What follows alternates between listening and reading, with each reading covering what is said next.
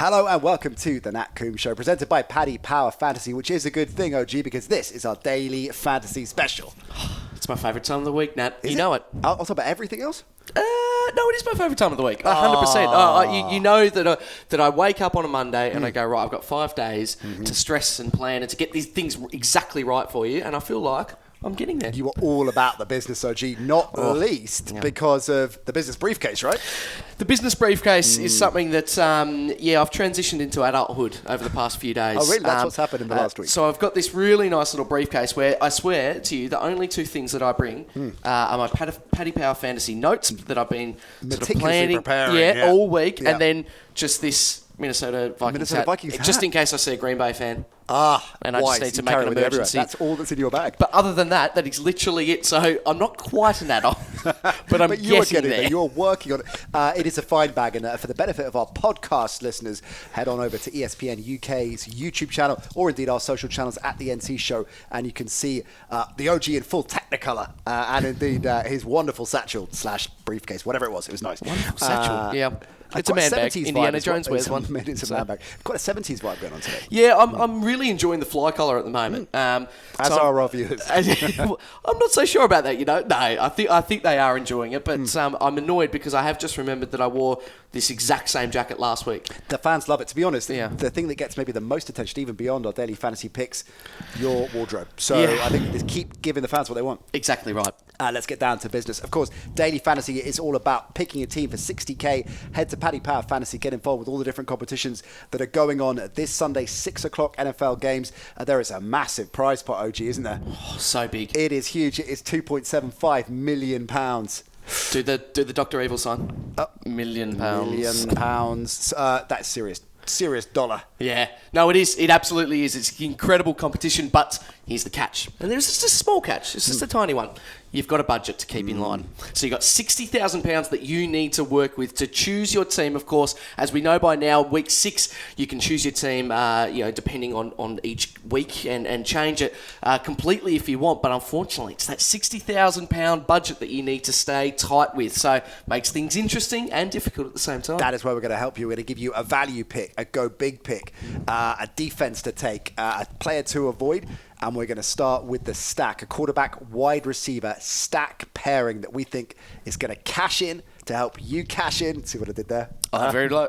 You're getting better at those. That one. It's a low bar. Yeah. Admittedly. No, it is a low bar. So who are you going with for your stack? I'm going to go for Matt Ryan and Calvin Ridley. So Matt Ryan at the moment is worth £8,100 and Calvin Ridley actually really cheap at 5.5. So Matt Ryan at the moment, he is on fire. He got over 30 fantasy points on the weekend. He's currently averaging 22.9 fantasy points, which is excellent. He completed 32 of 46 pass attempts for 330 yards with 3 touchdowns. He did get an interception, but at the moment it looks like, 1 interception for 3 touchdowns. That ratio's getting better for him, isn't it? Exactly. He's uncharacteristically erratic with the ball. But this against Arizona, it's a must-win game for them. I mean, if they're going to have any chance of getting the season back on track. Yeah, exactly. And that's, I suppose, looking at Ridley in particular, he's had an up and down first 6 weeks, would you say? Not compared necessarily to the levels he set last year, and he's such a red zone threat as well. Exactly right. He's the one suffering because Atlanta are just so wildly inconsistent. But against the Cardinals, that they give up serious points to wide receivers. So at the moment, I'm backing him. So he is worth £5,500. You could have stuck him in your value. I could have, and I know you would have liked that. But I like to go even lower for my value pick. Really? Okay, that's too easy. Yeah, it's value 6k and under, so that's far too easy. All right, great start. I'm going with the Dallas pairing of Dak Prescott and Amari Cooper. You know why? Because everybody, as we talk about a lot on this show, gets carried away with 1 week, or even in their case, a couple of weeks of indifferent performance. Yeah. This Dallas offense is still legit.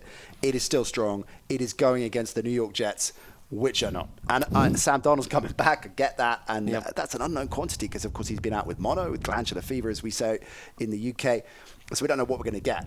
I suspect that this Jets defense is going to be on the field for quite a long time, even at home. And I suspect that the Cowboys are going to want to prove a point and shut up all the haters that have been making a lot of noise. 8K, 8.1K for Cooper, 8K for Prescott. Hey, big spender. Yeah, I'm going in big. Do it properly. That's what I say. That's exactly right. I think they're going to go strong. I think it's a safe, solid bet. Go Dak and Amari there. All right, speaking of going big and big spending, where are you splashing your cash? Top players worth stumping for and why? I'm absolutely backing myself here because last week I went for McCaffrey at around about, I believe it was £9,200. So that was costly. So I'm going a little bit less this week. I'm going for Fournette. He's worth £7,300, but he carried the ball 23 times for 108 yards and a touchdown in week 5 against the Panthers. He also added 4 receptions on 7 targets for 29 yards. At the moment, admittedly, he is averaging 15.9 fantasy points, but I'm backing him because I have seen an improvement every week. And I guess it's the fact that he can be a reception target or he can run the ball, and his workload at the moment is incredibly heavy, so he'll be on the field for a long time, and I'm backing him. I'm backing him to go big. He's got that big play element to him as well, hasn't he? He's just waiting to happen. 60-yard run and tear things up like that. Okay, I'm going to go Russell Wilson against the Cleveland Browns. A couple of reasons. I think the Browns are going to struggle again. I think the Seahawks go into Cleveland and get the win. I think we all know what Russell Wilson's been doing this season into the MVP debate. He's a dual threat, of course, in terms of what he does in the air, what he's capable of doing on the ground. And that Browns secondary banged up as well. Keep an eye on that, of course. And you can get your picks in before 6 o'clock, so you can keep an eye on the injury reports. You should always do that because we're taping this and dropping on Saturday morning, so there might well be things that happen since we record it. But at the moment, for 8K, bearing in mind he's averaging over 25 points a game, I'm going Russell Wilson as my go big this week. Just on that, it's a great pick indeed, but it's something that looking at Twitter, when we get sent in a lot of questions to the mailbag, is I believe as a fantasy player, you don't necessarily always have to be the best, the cleverest or the biggest bookworm, but it's staying engaged in that injury report because you've got players that might not train on a Wednesday, might not train on a Thursday, but they will be playing. But it's always about staying engaged, double checking, reading the reports, because worst case scenario, you're spending big on a player and then you realise, oh no, what's happened on a Friday? He's injured. So it's just about engagement. Injuries, and even kind of down to the detail of a lineman out or something that's going to affect the productivity of a running back or even pass protection. So keep a keen eye on that, particularly on the go big when you've got to get that one right. Bargain, you've got a little bit more room for manoeuvre, of course, because it's 6K or less. Where do you see the value this week? Yeah, 6K or less is spot on there, and I've gone for Chris Thompson, 5.4. Nice. So 5.4 is pretty good for mine. So Thompson rushed 4 times for 21 yards and caught 5 of 7 targets for 17 yards in their loss against New England. Again, a little bit similar to Fournette. For me, these stats and numbers are quite good, but it's a gut instinct. And at 5.4, you can't necessarily go wrong. I believe he's going to really turn up on the weekend. And so at 5.4, just throw it out there. It's a risk. It keeps the thread alive for you, OG. It's against Miami, right? Well, exactly right. Against Miami. So I believe we've had a little bit of banter before this started, but I believe that the Redskins have got this against Miami. You're not so sure, but I think that it's a good opportunity for Thompson to flex his muscles and have a good game. I think on our Friday podcast, Ben Isaacs previewing all the games, I think I suggested this might be a 9-6 thriller. So I hope it's not for your pick. I hope the Dolphins still win, but I hope there's a lot more points on the board. I'm going back to that Atlanta-Arizona game for my value pick, and Larry Fitz. The evergreen, the fine wine. the great. I hope he just keeps on playing forever. The fine wine. The Cavs have. He's being targeted almost 9 times a game by Kyler Murray. Kyler Murray, one of his comfort blankets, which a rookie receiver needs. It's often a tight end or a veteran receiver, and they don't come much more veteran and much more capable and secure than Larry Fitzgerald. He's his go-to guy. He's averaging 12.5 points a game, but he's going up against Atlanta, who are not great defensively. No. And I think this is good. There are going to be a lot of points on the board. I think Atlanta will try and force the issue and get that offense going, which will help you with your Calvin Ridley, Matt Ryan pick. So I think Kyler Murray will be chasing the game, which I think he's going to be airing it out a little bit.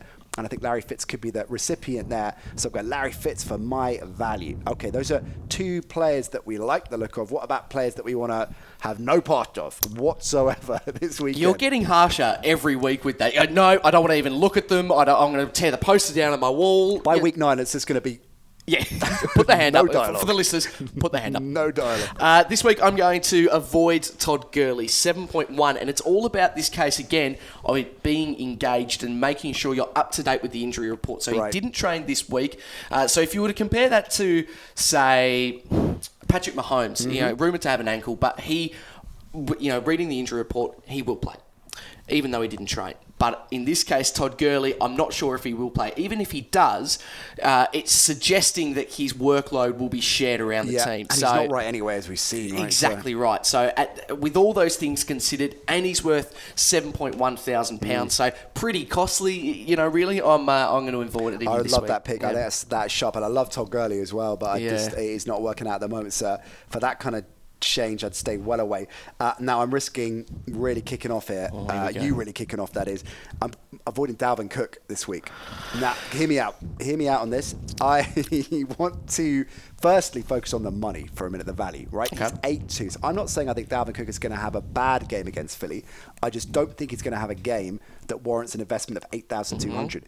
And that's part of what you've got to look at, I think, in terms of daily fantasy. It's not necessarily thinking this guy's going to have a bust, but for the money I'm paying, am I getting value? So in the same way, I think Sam Darnold's probably going to have a bad game against Dallas, or at least it's too much of a risk. We don't know what we're going to get, so keep well away from that. At 6-7, for a quarterback, it might, but for Dalvin Cook, who many people are going to be looking at, given the incredible season he's had and a hell of a player. Yeah, he's averaging over 22 points a game, I think. Up against Philly, very strong defense. I think it's far from clear-cut as to where this is going for Minnesota. And you've got that added aspect of Kirk Cousins needing to show his receivers some love and Thielen calling him out, and whether he's going to feel pressure to air the ball out more. I just don't think it's a sure thing, so I'd avoid it. Well, it's tearing me up inside. But as listeners might remember, I actually avoided him last week. Very fair point. But the reason being, very similar to you, but I felt that was a 1 week special. That was just purely because of the amount of conversations that Kirk Cousins was having and Thielen was having. He was going to go there. Exactly. And against the Giants as well, I felt that it was always going to be a little bit more love being poured on the wide receivers. So that was a 1 week only thing, Nat. So for you to do this... boat on that. It will come back to haunt me. As Dalvin Cook lands over 30 fantasy points in the game, I guarantee that's going to happen. I'll be the first to tell you too. I'm sure you will be. What about defense? Where are you looking? Well, I was really pulling my hair out last week because there's a lot of hair to pull out there. Oh, exactly right. Yeah, it's getting there. Thank goodness. About time. But it's I've been going through the theme of whoever is playing Miami. Last week we saw the bye. I didn't know what to do. I stressed out. But thank goodness we're back in action. So I am going for Redskins. Oh, you're kidding. No, hey, hear me out. I understand that this is not the best defense in the competition by a long mile. A little bit. But against Miami, I'm sticking true to what I said before this podcast started. On week 1, I said anyone who's playing Miami, I will back them. And at 4.2, just go for it. Ride the hot hand of Miami. I would love it if the Dolphins just lay it on this weekend. So I like the 49ers at $3,500 against the Rams. Just in terms of their units' playmaking ability and ability to force turnovers, and I think something could happen there. But then at the same time, I think the Rams will stack up a lot of points. I think that's going to be a high-scoring game. Sure. So good value as well at 3.5. But I'm going with the Dallas Cowboys, a safer bet. $5K at the Jets. I think we've established what we think is going to happen in that game, and the whole Sam Darnold, not sure. It's not 5K is a lot of money, though, Nat, for a defense. It is a lot of money, but I think out of all of them, it's a safe bet. You've got the Ravens at that price against Cincy, which some people might look at as well. But Dallas are averaging 6.2 points per game. And I think Le'Veon Bell has not lived up to the hype as well.